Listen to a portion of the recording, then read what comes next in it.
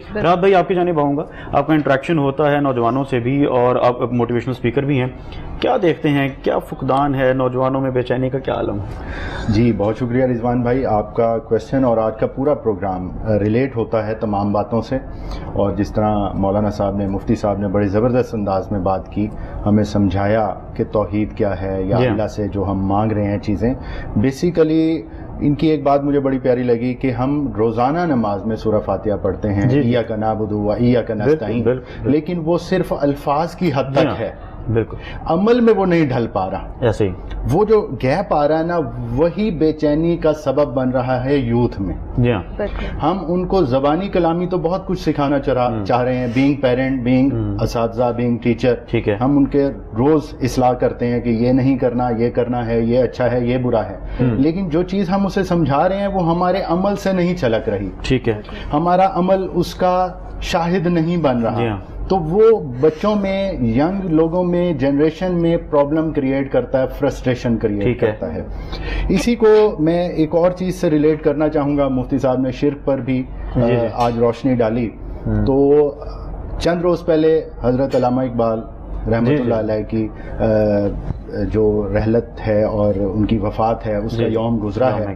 तो एक शेर मुझे याद आ रहा था मुफ्ती साहब की बात सुनकर, ये माल दौलत दुनिया, ये रिश्ता ओ पैवंद, बुताने वहमो गुमा ला इलाहा इल्लल्लाह। अब यहाँ पर वो क्या बात बता रहे हैं कि अगर हम अल्लाह के सिवा किसी को दिल में बिठाएंगे, किसी से मदद मांगेंगे, किसी की राह तकेंगे, किसी की तरफ नजरें दौड़ाएंगे और आस उम्मीद रखेंगे, तो ये क्या हो जाएगा, बुतान व वहम गुमा हो जाएगा, हमारे अंदर शिर्क का एलिमेंट पैदा हो जाएगा। तो बेसिकली अब वन लाइनर में कंक्लूड कर देता हूँ बात को कि हम अपने बच्चों की, यूथ की इस्लाह जरूर करें, लेकिन अमल के थ्रू करें, लेकिन अमल के थ्रू, हम और पहले अपने अंदर, जी अपने अंदर पहले वो चीजें पैदा करें, वो पॉजिटिवनेस, वो अच्छी सोच, वो एक अमल और शौक का जज्बा, जब वो हम में देखेंगे। जी हाँ, मसलन मैं एक आखिरी बात, यहीं से गुफ्तगू का सिलसिला जारी रखते हैं। बड़ी खूबसूरत बात की कि हमें इम्प्लीमेंटेशन की बड़ी जरूरत है। अभी वक्त हुआ है एक छोटे से वक्फे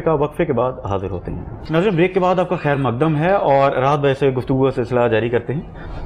जी राहत भाई, हम बात कर रहे थे नौजवानों के वाले से जो मसले हम दरपेश हैं आज के नौजवानों को। जी रिजवान भाई, असल में बात वही है कि हम में अमल का जो फुकदान है और गैप है, इसी वजह से जनरेशंस में फ्रस्ट्रेशन आ रही है। एक और जो आज क्योंकि रमज़ान ट्रांसमिशन है और बड़ा बाबरकत माह चल रहा है, इसके हवाले से यूथ के साथ बात को रिलेट मैं करना चाहूँगा। माह रमज़ान बेसिकली हमारी ट्रेनिंग का महीना, बिल्कुल 12 महीने में से एक महीना अल्लाह ताला ने रखा कि इसमें हमारी रूहानी, इखलाकी, जिस्मानी हर तरह की ट्रेनिंग्स हो सकती हैं। और बेसिकली इस पर आप लोग बहुत बात कर चुके हैं, मैं प्रोग्राम देखता रहता हूँ, तो लोगों को भी पता है कि ये क्या है महीना। बिल्कुल। अब इसमें हमें अपने बच्चों को किस तरह ट्रेन करना है, बिल्कुल, ये बहुत इंपॉर्टेंट चीज़ है। चंद दिन पहले एक जगह पर, एक फोरम पर बात हो रही थी कि रमज़ान शेयरिंग एंड केयरिंग का भी महीना है। जी हाँ। तो ये बच्चों में किस तरह इंडल्ज की जाए बात, ठीक है, तो ये एक लम्हे में नहीं हो जाएगी, बिल्कुल ऐसी। इसमें एक तरबियत का पूरा प्रोसेस चाहिए। मसलन मैं आपके तवस्सुत से पैगाम देना चाहूँगा उन वालिदैन को और स्पेशली वालदा को जो बच्चों का लंच बॉक्स बनाते हुए कहती हैं कि बेटा ये एक तुम्हारे लिए इसमें चीज़ मौजूद है, किसी और को मत देना। जी। और रमज़ान में हम उन्हें कहते हैं कि आप सखी हो जाएं, ऐसा नहीं हो सकता। हम उसके लंच बॉक्स में 2 चीज़ें रखें और उससे कहें बेटा जब लंच बॉक्स स्कूल में खोलना तो एक खुद खाना और एक शेयर करा दें। बिल्कुल ठीक है। उसके बैग में 2 पेंसिलें रखें कि बेटा एक तुम्हारे लिए और एक किसी को जरूरत हो तो उसके लिए। गाड़ी में 2-4 पानी की बोतलें रख लें, कोई राशन रख लें, कोई घर में एक्स्ट्रा चीज पड़ी हुई है वो रख लें, बच्चों के हाथ से दिलवाएं। तो ये एक तरबियत का पूरा प्रोसेस है। कौमें, नस्लें, नेशंस ऐसे यकदम सिर्फ बातों से चेंज नहीं हो जाते।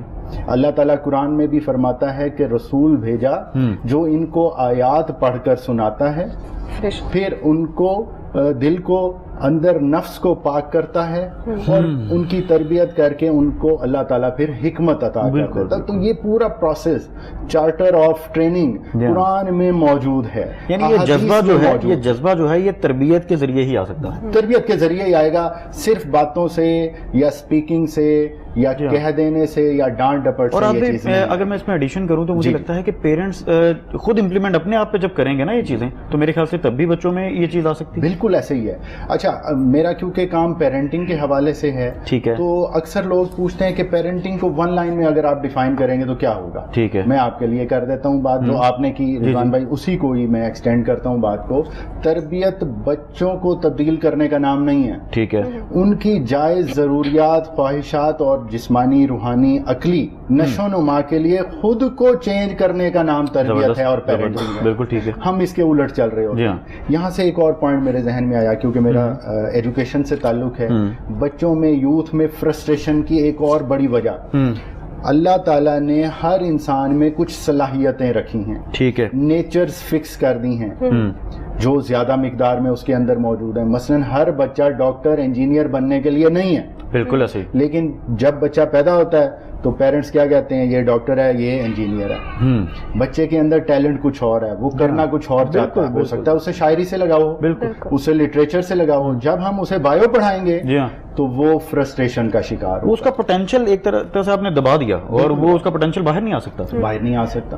تو الٹیمیٹ اس کا ریزلٹ اینڈ کیا ہوگا. تو اس کے حوالے سے کیا سجیسٹ کریں گے کہ کاؤنسلنگ ہونی چاہیے پراپر, کیونکہ کاؤنسلنگ میں سمجھتا ہوں کمیونیکیشن گیپ بھی بہت زیادہ ہے پیرنٹس اور بچوں کے درمیان. ایسا ہی اس پر کافی کام ہو رہا ہے, کافی ادارے کر رہے ہیں, لیکن انفارچونیٹلی اگین یہ بڑے شہروں کے حد تک محدود ہے. لاہور, کراچی, اسلام آباد, اس کو چھوٹے شہروں میں بھی منتقل ہونا چاہیے اور ٹیچر کو اکوپ ہونا چاہیے. بالکل بالکل.